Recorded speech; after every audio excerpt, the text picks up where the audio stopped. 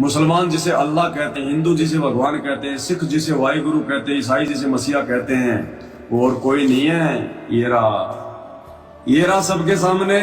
पहचान सको तो पहचान लो। ये ना देखो जेल में बैठा हुआ है। ये लीलाएं बाद में दुनिया को समझ में आएंगी। राम कृष्ण की लीला उनके रहते सहते किसी को समझ में नहीं आई। उस समय उनको कोई भगवान नहीं मानता था। अगर रामचंद्र जी को लोग भगवान मानते तो रावण उनकी पत्नी सीता को उठा के नहीं लेके जाता। रावण के बेटा बेटी अगर उनको भगवान मानते तो उसके साथ में लड़ाई नहीं करते।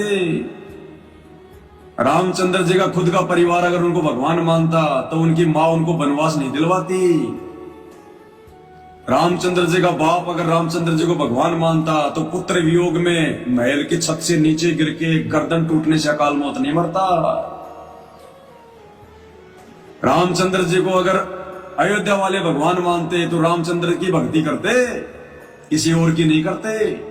रामचंद्र जी का बाप उनके चारों भाई अगर रामचंद्र जी को भगवान मानते तो किसी और की भक्ति नहीं करते, रामचंद्र जी की भक्ति करते। लेकिन उस समय कोई नहीं पूछता था उनको।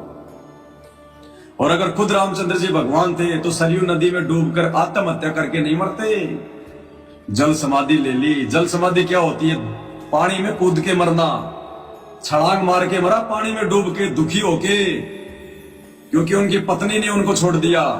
आजीवन अपनी पत्नी से दूर रहा। उनके बेटे लव और कुश उसके दुश्मन हो गए। अयोध्या वासी उनको ताने मारने लग गए। अपने भाई लक्ष्मण को खुद श्री रामचंद्र जी ने दुर्वासा ऋषि के श्राप के कारण मृत्यु दंड की सजा दी। खुद रामचंद्र ने अपने भाई को मौत की सजा सुनाई लक्ष्मण को। और तुम मुंह में गुटखा, जुबान पे गाड़ी, और मैं सनातनी गाड़ी के पीछे लिखा लोगे आई एम हिंदू।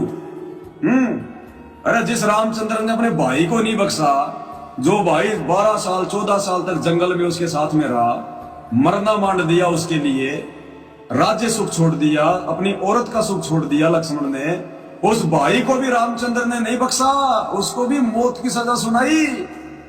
बेचारा सरयू नदी में जाके डूब के मरा वो लक्ष्मण है।